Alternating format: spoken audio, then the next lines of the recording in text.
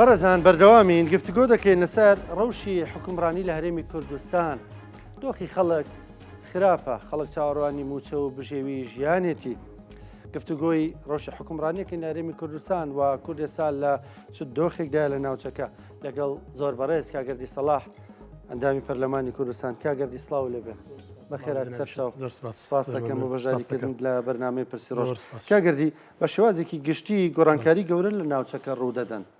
بەڵێ کورد ئامادێ بە تایبەت لە باشووری کوردستان ئێمە لە دوای 33 ساڵ ئەزمموی حکومڕانی ئێمە ئامادەین بۆ ئەم گۆڕانکاریانی کە لە ناوچەکە ڕوودەدەن. بەڵێ زۆر سپاس کاکڕانکۆ خۆشحاڵم جارشکە لە کەناڵی کورساتی عزیزم و سڵاو و درود بۆ گیانی بەرزەفری شەهیدانی یەکی شوبات ئەو ڕۆیادی ئەو کارەساتە خوێناوی و ئەو مەرگەساتەیە. کاگڕانکۆ جان ئەو پێشاتانی کە ئێستا لە ڕۆژهەڵاتی ناوەڕاست بە تەحدید و لەسەر ئاستی ناوچەکەش لە دنیا با بڵین بە شێوەیەکی گشتی دوای هاتنەوەی کۆماریەکان و جارێشکە گەڕانەوەی ترامپ ئەو سەرۆکەی کە پێشبینیکردن بۆی بەڕاستی هەر لە مەحفەلی دووەلی و تەحلیلی سیاسی دنیاشدا تۆزێک ئاستەمە هەست بە گۆڕانکاری دەکرێتەوە. پێشاتەکان دیارن، هەندێکیان بەوادرەکانیان دەرکەوتووە و هەندێک هەر بە واقعی گۆڕانکاریەکان ڕوشیان داوە مثلەن ئەوەی سووریا. قسەکردن لەسەر ئەو پێشاتانە بەڕاستی ڕامان دەکێشێتەوە ئەو تەقسیم بەندی کە لە ناو ڕۆژهەڵاتی ناوەڕاست هەستی پێ دەکرێت ئەو چەند بەرەیەک هەیە. سێ بەرەی دوو بەرەی وازح هەیە، بەرەی با بڵین تورکیا و ئیخوان و قەتەر، ئەوە بەرەیەکی وازح و دیارە و حزوریان هەیە. بەرەی مقاومەش معروفە. بەرەی سێم ئێستا بەڕاستی هەستی پێ دەکرێت ناوچەکە و بەپێی ئەو معلوماتانە ینی گفتوگۆی گەرمیش هەیە و بەرەی سێمیش تەبیعی ئەویش سابقەی هەیە. زاوای ترامپ لە 2018 بۆ 2019 بە شێوەیەکی ڕسمی ئیشی لەسەر کرد و هەر سایتێکی ڕسمیشیان هەیە بە ناوی ئەبراهام ئەکۆردز، نەوەکانی ئیبراهیم، کە ئەو بەرەی ئێستا تقریبان پێک دێ لە سعودیا و لە ئوردن و لە ئیمارات و وڵاتیشکەی ڕۆژهەڵاتی ناوەڕاستی تێدا نامەوێت زۆر باسی بکەم. هەتا ئێستا ئەوەی کە پەیوەست بە دۆخی کورد لەو پێشاتانەدا مەسەلی ڕۆژئاوا بەڕاستی سیاسەتێکی تاحدێک هەم گونجا و هەم جێگیریشی هەیە و ئەوە تەبیعی ڕنگدانەوەشی هەیە لەسەر بەشەکانی دیکەی کوردستان.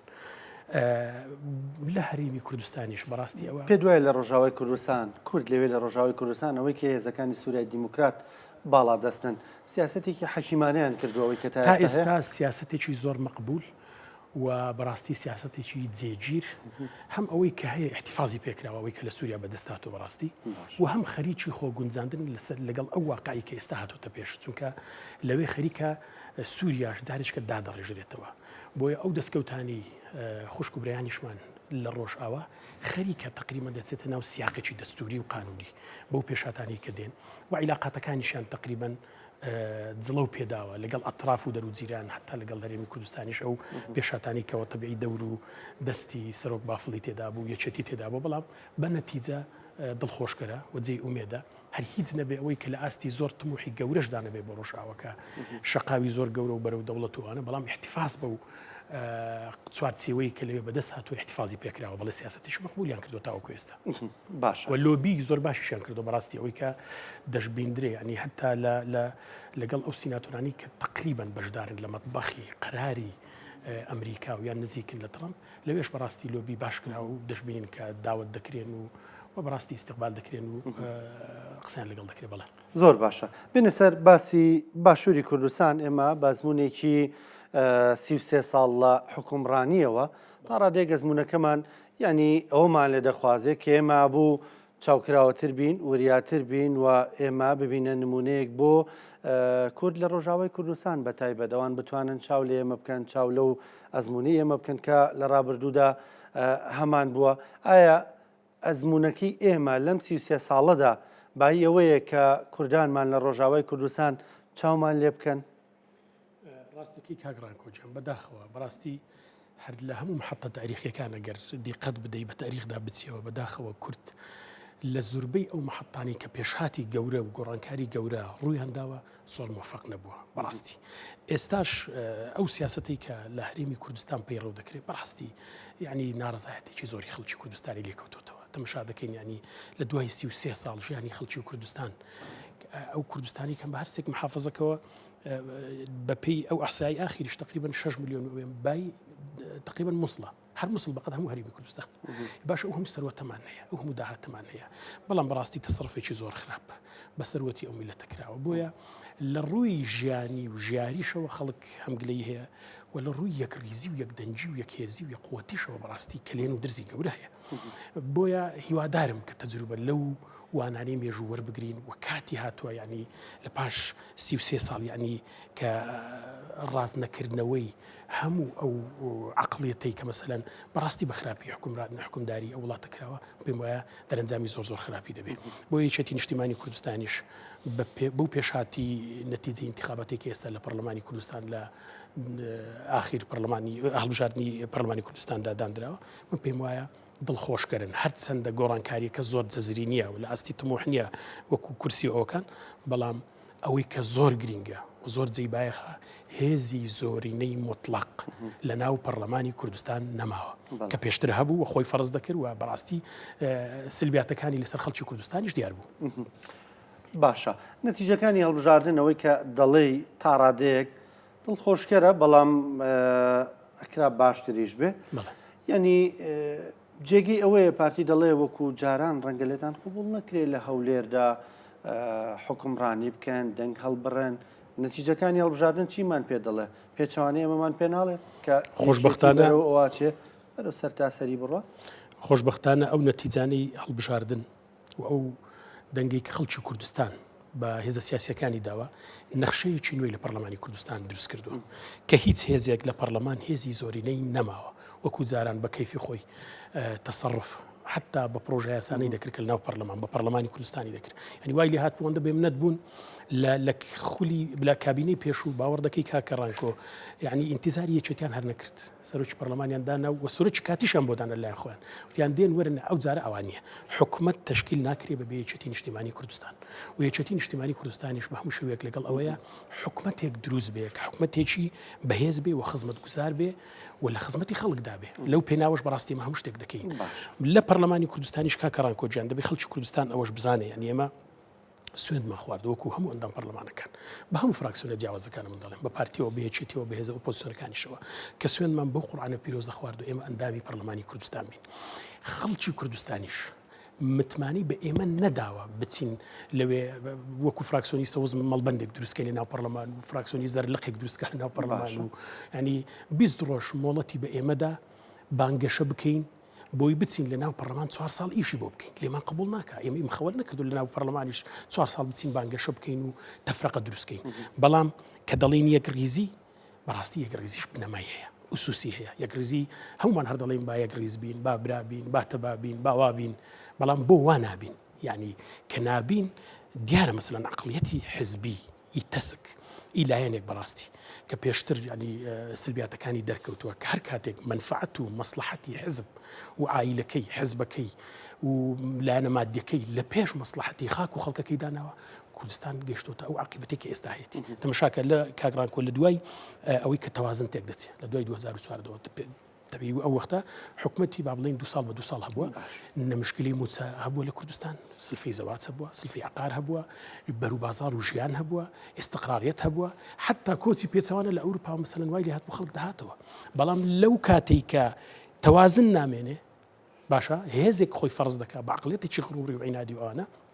وەزعی ئەو خەڵکە وای لێ دێ و لەو کاتەوە موچەی خەڵکی کوردستان دەدزرێ و دەخورێ و دەبرێ بۆی هیوادارین لە پەرلەمانی کوردستان ئێمە لەگەڵ هێز و لایەنە سیاسیەکانی باشتی پێکەوە کاگەری بۆ وەکو ئۆپۆزیسیۆن قسە دەکەن ینی وا قسە دەکەن دەڵێەوە لە بەشدار نەبوونە لەو حکومەتە پارتی دیموکراتی کوردستان ئەم جارە دەڵێ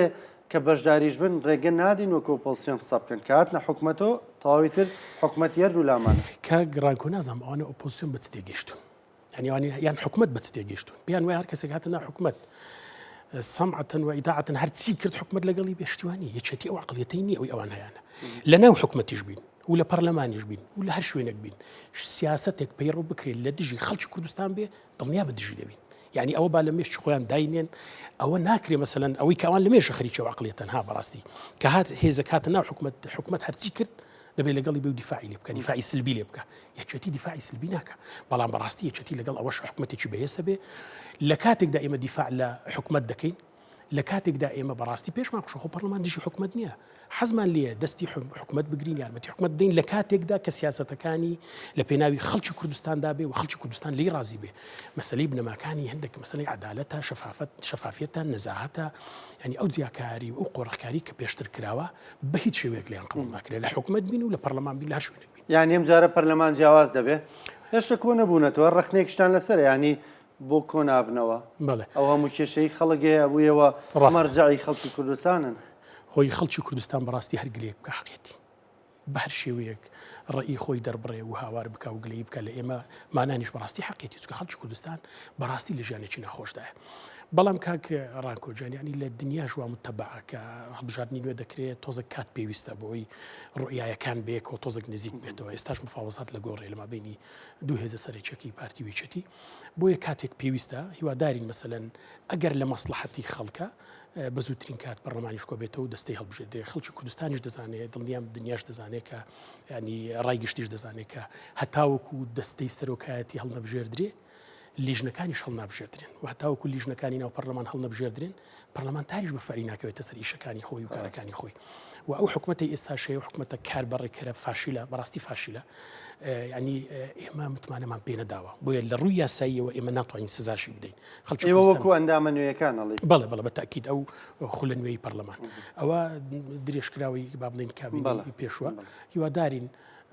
مفاوزاتەکان ئەگەر بە نەتیجەی خێرگەیشتەوەی کێچێتی نیشتیمانی کوردستان داوای دەکات کە خیتابی خەڵکە و شعاری خەڵکەوە داواکاری و داخوازی خەڵکە ئەگەر ئەوە بکرێ پێمان خۆش حکومەتێکی نوێ بێ بۆ چاوی تیژی خەڵکیشمان لەسەر بێ کە ئێمە ینی ومێدت وایە کە پەرلەمانی ئەم جارە جیاوازە خۆی کاک ڕانکۆ جگە لە ئومێت ینی پێدراوەکان پێمان دڵێ ینی ڕێژەی پێشتر 111 کورسی ئەوەندە هەبوو هێزێکی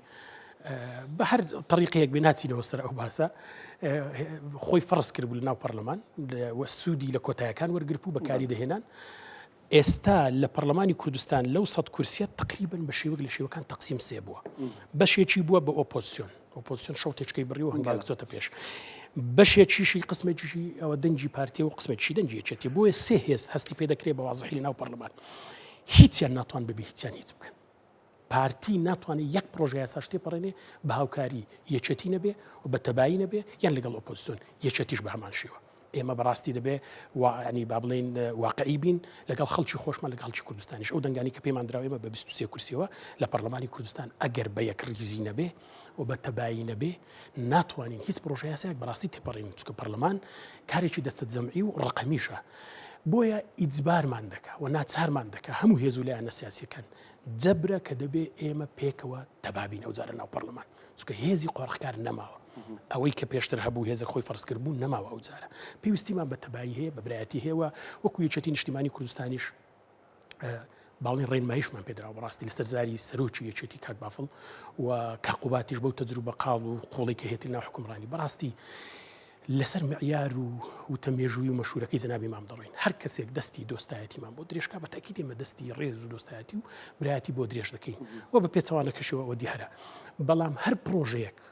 پرۆژێک لە خزمەتی خەڵکی کوردستان بێ ئێمە شەرم ناکەین دەستی پارتیش دەگوشین دەستی هێزەکانی ئۆپۆزیسیۆنیش دەگوشین لەگەڵمان بن پێکەوە چونکە کە پێکەوە نەبین ناتوانین بڕیار دەربکەین بەڵام هەر پرۆژەیەکیش لە دژی خەڵکی کوردستان بێ بەڕاستی تا حەدی ئەو پەڕی حەدی بوون و تون دەبین و ناخلین تێپەڕێ باشە کەمێک باز لە پەیوەندەکانی هەرێم و بەغدا بکەین وەف دیێرە مێسە لە بەغدان و دوێنێش لە بەغدا بوون ینی خەڵک چاوەڕێ ئەوەیە کەیتر بگەنە ڕێکەوتنێک بەڕاستی ڕێک هەموو ساڵێک دەستی بە خەڵک نەکرێ ئەم لایەن بەغداوە لایەن هەرێمی کوردستانەوە پێ دوای بوو ناگەنە ڕێکەوتن کێ مماتەڵە بەکاتەکە کێ ناوێ خەڵکی تر مانگانە لە کاتی خۆی داموچە وەرگێت وڵی کاگەڕان کۆجیان بەداخەوە بەڕاستی من تێبینی زۆرم هەیە هەتا لەسەر ئەو وەفدەی کە دەچێت بۆ بەغداش بەداخەوە وەفد بە عینوانی دانوستانی موچەی خەڵکی کوردستان چۆ لەگەڵ بەغدادانی شێکەتی هەندێک کلکو ئەویان بۆ دروستکردن جەماعەتی هەژماری منیان بردە و تاقمەوە دەستە من ناوێن لە دەنم تاقم و دەستە بەڕاستی چونکە خەریکە خۆیان فەرز دەکەن ینی ئەوانە مەسەلەی هەژماری من کە ئێستا ئیستیغلالی دەکەن لەو کۆبنەوەوە باسی دەکەن و ئیساری دەکەن لەگەڵ وەفدەکەدا بەڵێ لەگەڵ وەفدەکە کردویانە پاشکۆ لەگەڵیانە و ئیستیغلالی ئەو دانوستانانەش دەکەن لەوێ ترویج بۆ مەسەلەی هەژماری من ئەوانە دەکەن خەڵکی کوردستان پەیامی خۆی داوە بە تایبەتی بڵێن ئەو بەشێکە لە سلێمانی ئەو زۆنە کاکە متمانی بەواننی بەو دەستە و تاقمانی ئەوانە لەلای ئەوانە دزن سەراحەت پێ دڵم پاری و میلیتیان خواردەوە موچەی خەڵکیان دزیوە موچەی خەڵکیان بڕیوە چۆن سیقە دەکە پارەکەی بداتەوە دەستی تو ناکرێ ئیجباری کەی فەرزیکەی هەر پرۆژەی هەژماری من وەختی خۆشی کە لە ئەنجومەنی وەزیران ئیسارەش کراوە اختیاریە ئیجباری نییە ئەو ئیجبارکردنەوە ئەو تەرویجکردنەوە ئەو ڕێکلامکردنەی هەر بەڕاستی زارێ ئەو وەفدا لەگەڵ ڕێزم ینی وای کردووە کە یعنی تەسیری لەسەر شکۆی خەڵک و خاکەکەشمان کردووە وەزیری مالی وەزارەتێک چۆتە بەغدا بە دوو مانگ لیستێکی موچەی پێ حاضر ناکرێت کەی وەزیرە کەی وەزارەتە یعنی چۆن دەبێ ولا حکومەت و ینی با بڵێن پەرلەمان لە دۆخی کارایی و ئاسایی خۆی دابێت بێ ئەوانە سزا بدە چونکە تەسیر لە شکۆی خەڵکی کوردستانیش دەکەن یان وەزیر و وەزارەتێک ملیار و ملیۆن لێک زیان ناکاتەوە کتابیان ناردووە ئەو کەی وەزارەتە ئەوانەیە کە حکومەتی بەغدا خۆ من با پێ بڵم کا گڕانکۆ جان هەندێک واقعی بن بەغداش هەندێک سیاسەتی سەقەت و غەڵەت بەرامبەر بە هەرێمەکەمان بەکاردێنێ دەستەیەک دەستیان خستۆتە با خەڵک ڕێگرن لەمپەرن لەوەی کە موچەی خەڵک بێ بۆ خەڵکی کوردستان سزا دەدەی بەغدا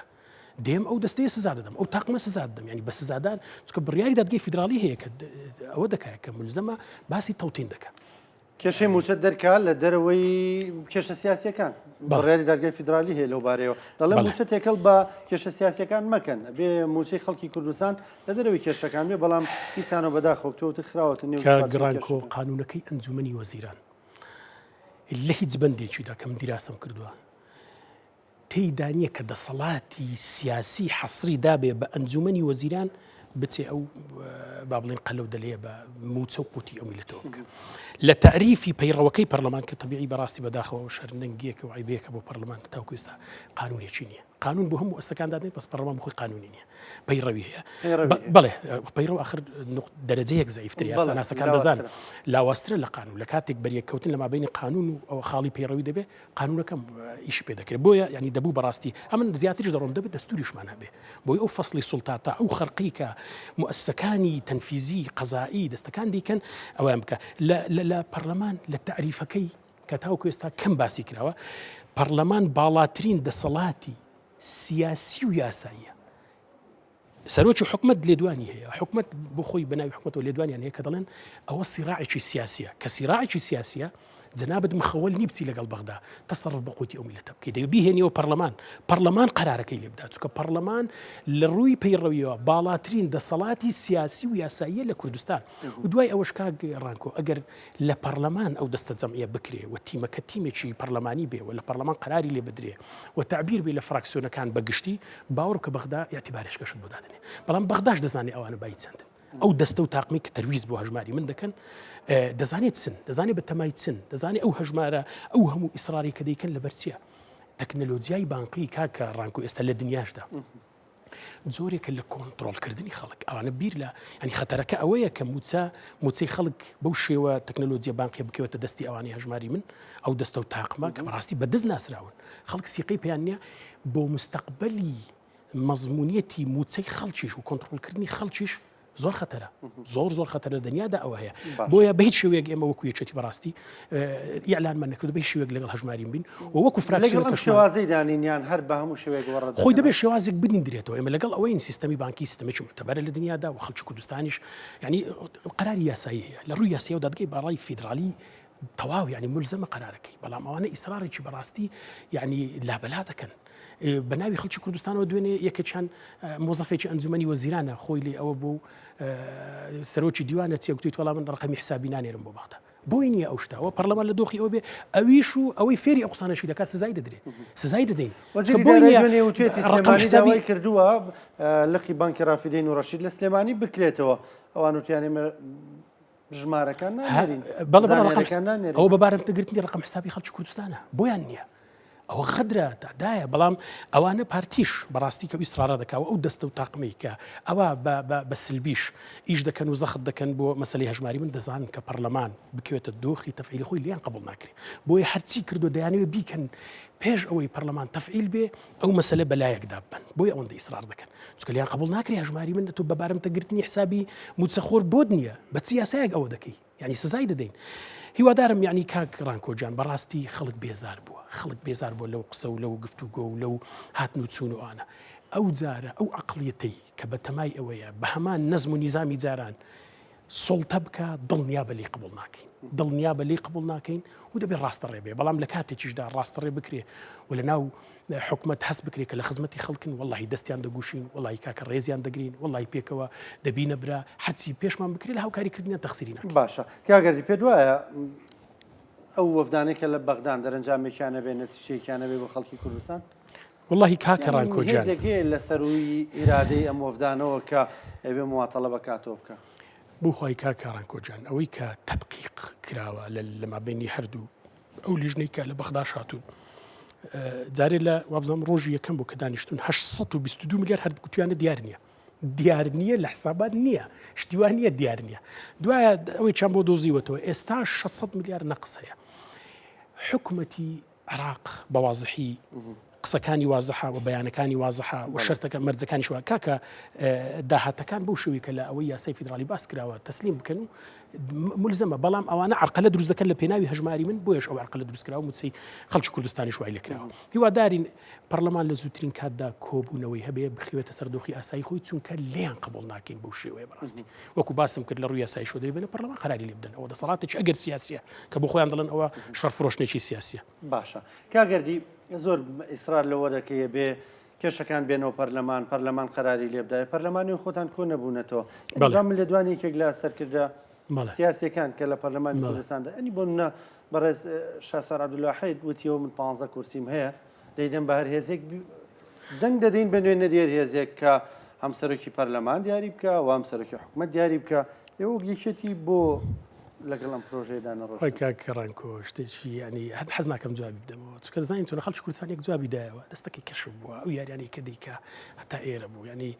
ئەو شوڕتە تەعجیزیە چییە مەسەلەن کۆمەڵی ئیسلامی هەر ئیعلانی کردو نەهاتۆتە پەرلەمانیش هەر سوێندی یاسایی نەخواردووە ئێتو دەڵێ ئەگە کۆمەڵ بێ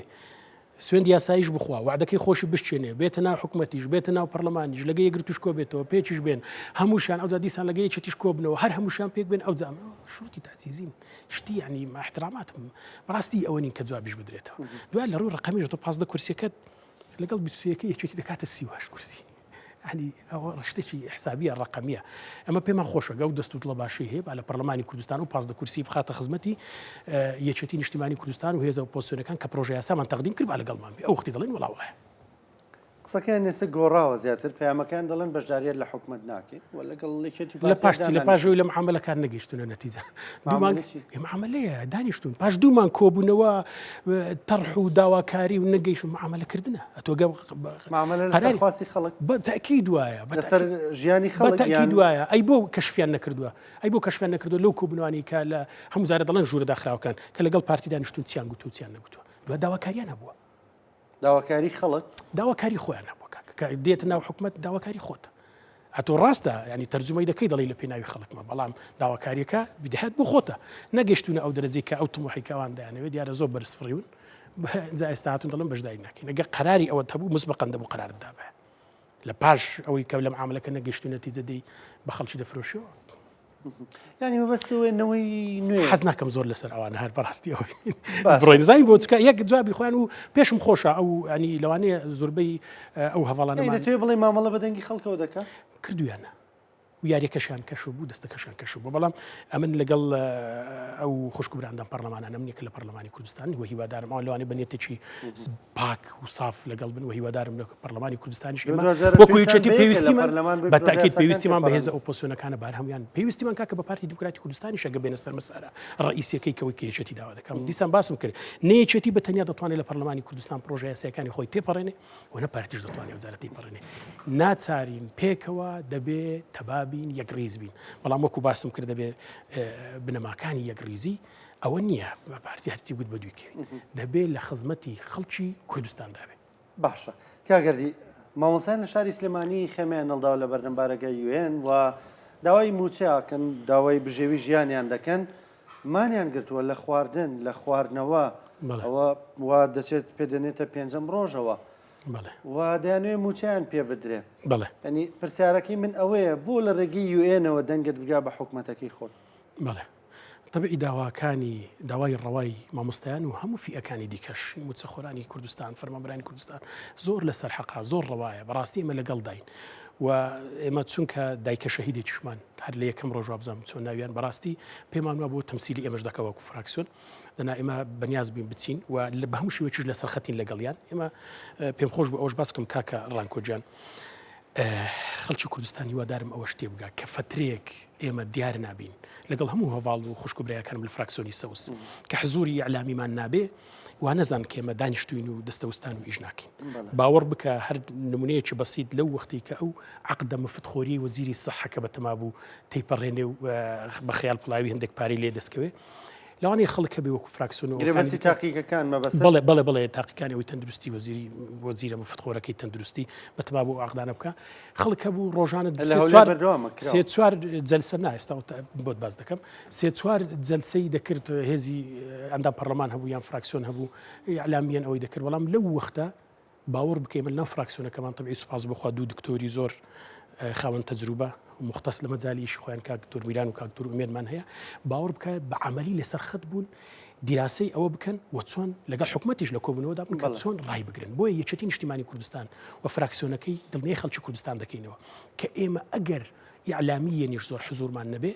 بەڵام لە پشتەوە خەریکی ئیشەکانی نەماوە ئیشی میهنی خۆمانی بەڕاستی بۆ بیرێنانەوە لەم بەرنامەیە لە بەرنامەی پرسی ڕۆژەوە بە ڕێز دکتۆر ڕەهێڵ هەریکاری وەزارەتی تەندروستی ئەو گرێبەستانی ڕاگەیان کەوتی شتێکی وا هەیە وەوت ئێمە قۆڕەکاریە و دواتری تر خەڵکی کوردستان و پەرلەمانتارەکانی بەتەکیید خۆی کاک ڕانکۆجان من لەگەڵ ڕێزی زۆرم بۆ ئیعلام بە شێوەیەکی گشتی چونکە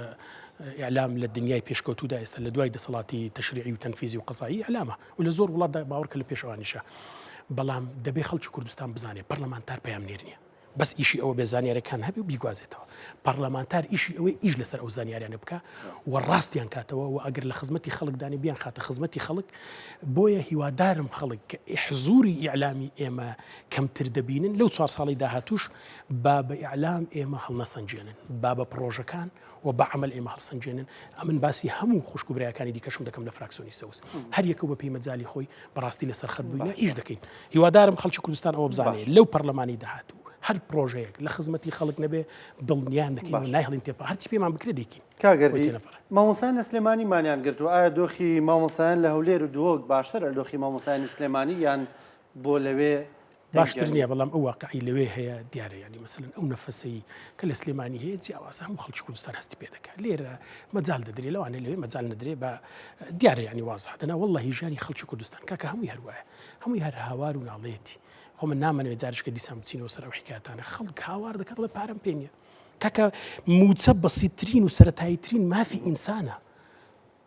یعنی حکومەتێک موچەی خەڵکی پێ دابین نەکرێ بەڕاستی غەدر لە خەڵک دەکە ینی کەماوەتەوە غەدرکردنە و زوڵمکردن لە خەڵک بۆیە دڵنیات دەکەمەوە لەو پەرلەمانەی داهاتوو دڵنیات دەکەمەوە ناهێڵین و بودجەش کاکە ڕانکۆ حکوومەتێک لە 2013 بجینێدا ناو پەرلەمان داهاتی ئەو میلەتە ئەگەر مەقسەدە دزینە بۆ ناهێنی ناو پەرلەمان بهێنە با پەرلەمان ئەو وەختی و علامەتی استیفامەش سەر حکوومەت هەرێمی کوردستان نامێنێ لەوێ تەصدیق دەکرێ و عەدالەتیش تێدا تەطبیق دەکرێ کار لەسەر ئازادیەکانی خەڵکەکەن لانی کەم لە هەولێر و دووەکیش خەڵک بتوانێت ینی بە دەنگێکی زوڵاڵ داوای مافەک داوای موچە بکە لانی کەم بەتاکی داواش دەکەین و ئیشش دەکەین ئەمە هەر داواکردنی دەبێ ئیش بکەین ڕۆژنامە زێر 6 مانگە با بڵێن فەرمانی ئازادبوونی بۆ دەرچووە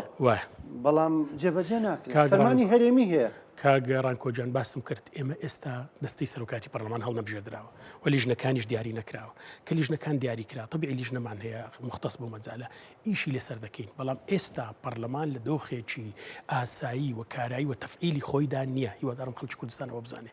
و لە ڕووی ئاساییشەوە دەسەڵاتی سزادانی ئەو کابینە کاربڕێکەرەمان نییە بۆیە کە کابینە ئەگەر دروست بوو و پەرلەمانی کوردستان ئەگەر کارابوو تەفعیل بوو ئەو وەختی با چاوی تیژیان لەسەرمان بێ بزانە ئێمە ئەوە دەکەین و عیبێکی گەورەشە ئێستا ئەو یەکێک لەو زیندانیانە کاک شێروانی وا بزانم دوێنێ لێ ئەعلام بڵاوکرێەوە کە کاندیدە بۆ خەڵاتی نۆبڵ باشەوە عیبێکی گەوری ینی معیارەکانی تو گرنگتر لە معیارەکانی دنیا دیارە ینی ئەو نەفەسە نەبوونی ئازادی لە هەولێر وازەحە بەڕاستی باشە کاگەردێم بۆچی دەگەڕێتەوە بەڕێز قارەمان شکری لە زیندانێشتە 6 مانگە ڕۆژنامە نووسە چالاکەوانە 6 مانگە فەرمانی هەرێمی هەیە فەرمانی هەرێمی وەکو دەزانین سەرۆکی هەرێمی کوردستان بەڕێز کاک سیروان بارزانیە فەرمانی دەرکردووە کە بێ ئازاد بکرێت بەس ئەوە عەقڵیەتێکی لەوانەیە زۆر جار حساب بۆ سەرۆکی هەرێمیش ناکەوە دیارە ئەو یەک لە نمونەکانە مەسەلەن ئەو عەقڵیەتە ئێمە کە وەختی خۆشی خەڵک زۆر دەڵێ کاکە دەتانگوت دەی ڕوخێنی نازانم چی خۆ بە کاکە باسی بینایەمان نەکردو بیرخۆین باسی عقڵیەتێک دەکەین ئێستاش ئیسرار دەکەین و یەک بەیەکی پەیامەکانی خۆشمان لە بیرە و مولزەم و ئیلتیزامین بە یەک بەیەکی پەیامەکانی سەرۆکی یەکێتی نیشتیمانی کوردستان کاک بافڵیش و خەتابی سیاسیشمان وەکو یەکێتی نیشتیمانی کوردستان چونکە هەر هەمووی هەڵێنجرا و هەڵقوڵاوی ناوهەناوی خەڵکنەوەی کە باسمان کردووە ئێمە دەڵێن ئەو عقڵیەتە هیچ کە مەجالی پێنادرێ بەو ئیستبدادیەتە تەعامل لەگەڵ خەڵکی کوردستان بکرێت و ئەو پەرلەمانەش دیسانەوە دەڵم جێی دڵخۆشکەریە پێدراوەکان ڕێژەی کورسەکان پێمان دەڵێ هێزێکی قۆڕخکاری خۆفەرزکەر لە پەرلەمان هیچ کە ناتوانێت یەکێک لە دروشمەکانی یەکێتی نیشتیمانی کوردستان و ئێوە بە تایبەت بەربژێرانی سنووری پارێزگای وڵاتەتانن هەولێر وەردەگرینەوە. ئەی باشە ئەوە شعار بووە دروشم بووە بەڕاستیش پێمان وابوو بەڵام خەڵکی کوردستان ئەوەندەی دەنگداوینێ دەبی بای ئەوەندەش باڵێن ئینتیزارمان لێ بکە وەلو دڵنیان دەکەینەوە ئەو 23 کورسی کە یەکێتی نیشتیمانی کوردستان هەیە با چاویان لەسەرمان بێ بزانە دەبەرابەری ئەوەش ئێمە ئیش بۆ خەڵکی کوردستان دەکەین یان نە بەڵام ئەوەش 2000 هەڵبژاردنە خۆ ئێمە نەمان گوتووە دەیگرینەوە وەختی خۆشی باسم کرد ئێمە گوتمانە وەری دەگرینەوە بە دەنجی خەڵکیش ئێمە پێی رازین ئەوەی کە کراوە بەڕاستی دەبێت خۆی لەگەڵ بگونجین دەبێت پێداچنەوە بە خۆشمان بکەین لەکوێ کەم کەسریمان هەبووە و بەڕاستی ئەو ئەبدەیتی لە ناوی یەکێتی نیشتیمانی کوردستان لەسەر دەستی کاک بافڵ دەستی پێ کردووە ئیستمرارەتی هەیە و ئینشەڵڵا قۆناغ بە قۆناغ دەیبینە پێش. باشە کەواتە بە شێوازێکی گشتی لەسەر ئەو بنەمایانە دەنگ بە حکوومەتی ئایندەش دەدەن. من نازانم ینی بەڕاستی حکوومەتی ئایندە چۆن دەبێت و ئایا هەتاوەکو بەرنمەکەی و پێک ینی نەتیجەی ئەو مفاوزاتی کە لەما بینی یەکێتی نیشتیمانی کوردستان و پارتی دیموکراتی کوردستان هەیە ئەو وەختە دەتوانین قەراری لەوە بدەین ئایا هیچ کە لەو حکوومەتە من پێمانی یەکێتی نیشتیمانی کوردستان هیچ کە قبولکاوە بە نەسی عیبارە و بە سەریحیش پێی گوتون حکوومەتی داهاتوو دەبێ ئەوە قسەی چەند ڕۆژ پێش ئێستری کاقوبات تاڵەبانیش لەگەڵ یەکێک لە قونسوڵی وڵاتان حکوومەتی داهاتوو بەو شێوەیە دروست دەبێ کە لە خزمەتی خەڵکی کوردستاندا بێ ئەو هەڵانەی پێشوو مستحیل لە مەجال بدرێ دووبارە بکرێتەوە. باشە ڕەنگە کاگەردی بەخۆشت وترابێ یەکێتی و پارتی ئێستا لە کۆبوونەوەدان لە دانیشتندان و دەیانێ بگەنە سیغەیەک و ڕێک بکەون و حکوومەتی ئایندە تەشکیل بکرێ بەڵام بۆ نمونە دەڵێن ئەو کاگەردی بە توندی قساکە ئەمە تون قسەکردنە بە تون قسەکردن چەند باسی واقعەکە دەکەم دەڵم یەکێتی ببێ پارتی ناتوانانی هیچ بکە پارتیش ببێ یەکێتیدا ئەوکەی بە توندی قسەکردوای ئێمە باسم کرد دەڵێن پەرلەمانی ئەندامی پەرلەمانی کوردستانی سوێندمان خواردووە دەبێت بۆ هەم خەڵکی کوردستانیش بکەین بەڵام ئیشکردن لەسەر نوقاتەکانی غەڵەتەکانی لایەنێک توندی قسەکردن نییە چاچیکەوە ڕاستیکەوە یعنی هەموو خەڵکی کوردستان دەزانێت کە توموچی خەڵکی کوردستان دەبڕی دەدزی یاخر بەغەدر بە زوڵم باشە هەژماری من یعنی بۆ فەرزی دەکەی لەسەر خەڵکی کوردستان پێت رازی نییە متمانەی پێت نییە سیقەی پێت نییە ئێمە باسی ئەوە بکەینەوە کەی مەسەلەن توندیە دەنا ئێمە ئێستاش دەیڵێن دیسانەوە دووبارەشی دەکەینەوە لەگەڵ هەموو فراکسیۆنەکان من زمنیان پارتی دیموکراتی کوردستانیش هیوادارین دەستی تەبایی بین لە پەرلەمان لەگەڵ فراکسیۆنەکانی ئۆپۆزیسیۆنیش پێکەوە نمونەیەکی نوێ لە پەرلەمانی کوردستان لەسەر ئەو ڕێژە کورسی نوێیانی کە ئێستا هێزی قۆڕەکار نماوە لە پەرلەمان کە هیچ هێزی زۆرینەی مطلق نەماوە پێکەوە بتوانین پرۆژەکان تێپەڕین لە خزمەتی خەڵکی کوردستاندا بێ و شەرمیش ناکەین لەوەی کە پرۆژەیەک پێویستی بە لە خزمەتی خەڵک بێ داوای دەنگ لە پارتیش بکەین کاکە داوای دەنگ لە ئۆپۆزیسیۆنیش بکەین دەمانەوێت پێکەوە پەرلەمان شوێنی کاری دەستە جەمعیە ئێمە و ئەوانی دیکەش بەتەنیا هیچمان پێ ناکرێت بەڵام دیسانەوە دەیڵین معیاری ئێمە و مەساری ئێمە ئەوەیە کە دەبێ هەموو پرۆژەکان لە خزمەتی خەڵکی کوردستاندا بێت. زۆر باشە کاگەردی پێم وابێتمان نەماوە ینی لە دو پرسیارە ینی ڕەنگە پرسیارەکە بۆ خۆت بێ وەکو کەسی بەختیار عەلی قسەیەکیە دەڵێ نووسەری دیاری کورد ڕێزمان بووی هەیە دەڵێ حەزرەتی یوسف بێنە 6 مانگ لە کوردستان لە وڵاتە سیاست بکات هەمومان دوای 6 مانگ دەڵێن خۆزگە گورگ بیخواردە یا لە بیرەکە دەریان نێندا ئەوەندە ناشرینە بوو تۆ لە هونەرەواتی تێبواری هیوادارم بێ ئەمەل نەبین چکە بەڕاستی شتی ناخۆش دەبیستم وارە سیاسەکە ناخۆش ناخۆشە کە دەبینی ینی سیاست ئەوە نییە کە ئەوان کردویانە هیوادارم بێ ئەمەل نەبینێ مەش لە سیاست ڕێزمێ سپاس دەکەم زۆر بەڕێز کاگەردی سەڵاح هەندامی پەرلەمانی کوردستان سپاس بۆ بەشداریکردن لە بەرنامەی پرسی ڕۆژ سپاس دەکەم